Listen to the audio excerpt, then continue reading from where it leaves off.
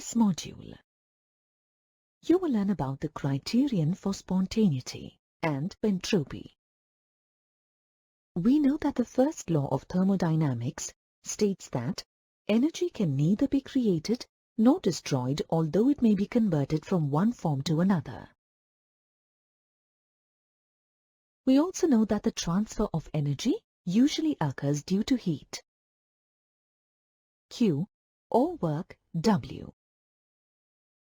While the first law explains the relationship between the heat absorbed and work done, it does not explain the direction of heat flow.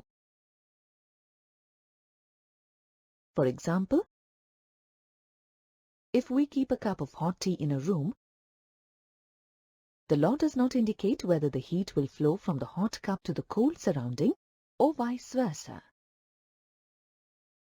The law only tells us that if a heat transfer process has occurred, then heat energy gained by one substance would be equal to heat energy lost by the other substance. If we observe closely, we'll notice that there is a natural direction in which processes take place. For example, if we keep a cup of hot tea in a room, we observe that the heat is transferred from the cup to the room. Thus, after a while, the hot tea cools down. Think about it. If we keep a cup of tea, which is at room temperature, will the heat from the surrounding heat the cup? No, that is not possible.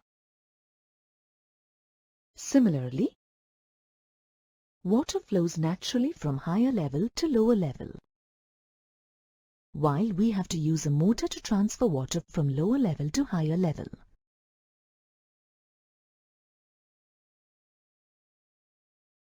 But why do these processes occur in a particular direction? The first law of thermodynamics does not answer this question, because it does not consider the feasibility or spontaneity of a process. A spontaneous process is one that proceeds on its own without any external influence. For example, if ice is left out at room temperature, it melts. Similarly, if we burn coal in air or oxygen, it will continue to burn naturally. Note that, in this case, a matchstick, an external factor is required to initiate the process. Once initiated, the coal continues to burn without any requirement of external factor. Thus, a process which under some given conditions may take place by itself or by initiation is a spontaneous process. Note, when we use the term spontaneity, it does not imply that the process occurs instantaneously or fast. It simply predicts whether the process has a natural potential to occur. Alternatively, if a process takes place only after energy is supplied to the system, then it is called a non-spontaneous processes.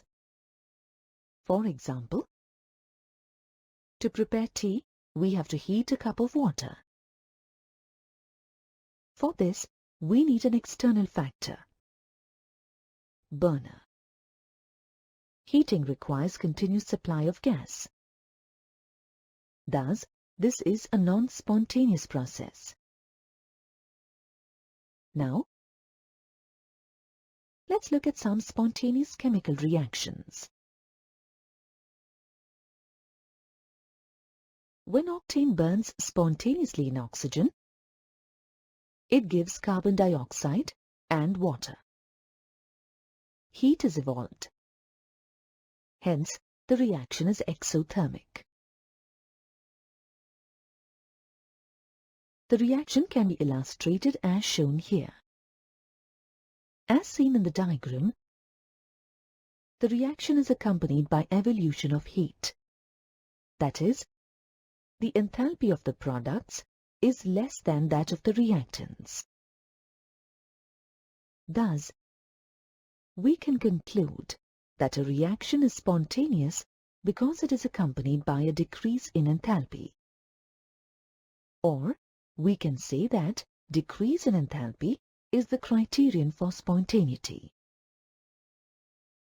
Now let's consider another spontaneous reaction.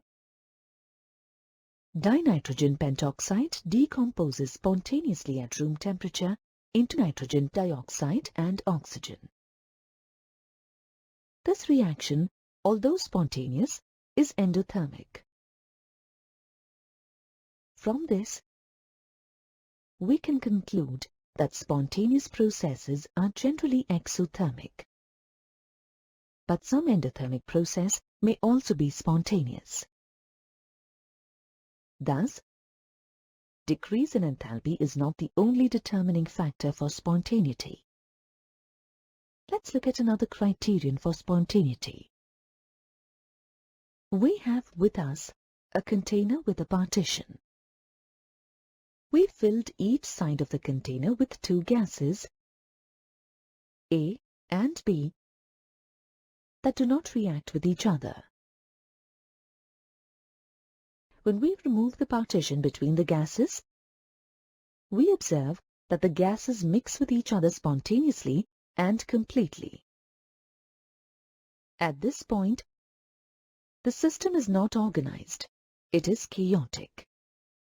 In other words, randomness of the system has increased. Thus, we can conclude that the tendency of a system to acquire maximum randomness is another factor that is responsible for the spontaneity of a process.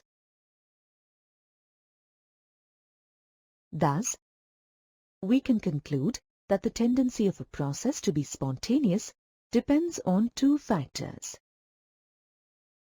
tendency for decrease in enthalpy and tendency for maximum randomness. We know how to measure enthalpy change of a system. But how do we measure randomness of a system? Randomness or disorder of a system is expressed by a thermodynamic state function known as entropy and is represented by the letter S. For a given substance, the solid state will have the lowest entropy, while the gaseous state will have the highest entropy. The entropy of the liquid state will be in between the entropy values of solid and gaseous state. This is because of the way the molecules are structured in each state. The entropy change of a system depends on the rearrangement of atoms or ions or molecules from the reactants to form the products. Greater the disorder in an isolated system, higher is its entropy. The change in entropy is indicated by delta S. Its value is obtained by subtracting the entropy of the initial state from the entropy of the final state. But during the process, there is also a change in energy of the system. So, let's see how entropy and heat are related. When a system absorbs heat, the molecules within it start moving fast due to increased kinetic energy. This causes a high amount of disorder in the system. If the same amount of heat is absorbed at lower temperature, the disorder of the system will be more than what it is at higher temperature. This is because at lower temperature, randomness is very less. So, as temperature increases, randomness increases. While at high temperature, the molecules are already randomly distributed. Thus, we can conclude that entropy change is inversely proportional to temperature. This is expressed as delta S equals heat absorbed reversibly divided by temperature T. Now, let's see how it relates with spontaneity. Returning to the example of mixing the two gases in the container, this process does not involve any exchange of matter or energy with the surroundings. Hence, this is an isolated system. When the gases mix, there is an increase in randomness, resulting in an increase in entropy. Thus, we can conclude that for spontaneous processes in an isolated system, the entropy is positive. Now, let's consider the example of cooling a cup of tea. This is not an isolated system, because there is exchange of matter and energy with the surrounding. Hence, the entropy change for a non-isolated system will be the sum of entropy of the system and the entropy of the surrounding. Note that in both examples, the randomness or entropy keeps increasing until an equilibrium is reached. That is, the mixing of gases continues till a uniform mixture is formed and the tea will increase heat till it attains room temperature. From this, we can also conclude that the entropy of a system at equilibrium is maximum, and there is no further change of entropy. Thus, delta S is equal to 0 for a process in equilibrium.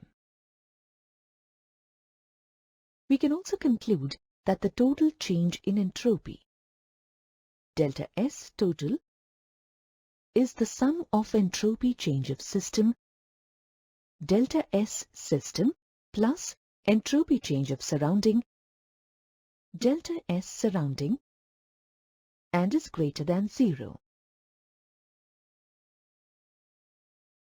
You have now reached the end of this module. In this module, you have learned that a process which under some given conditions may take place itself or by initiation is a spontaneous process.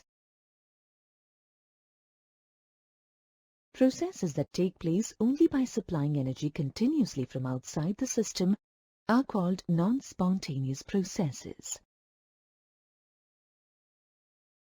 The tendency of a process to be spontaneous depends on two factors: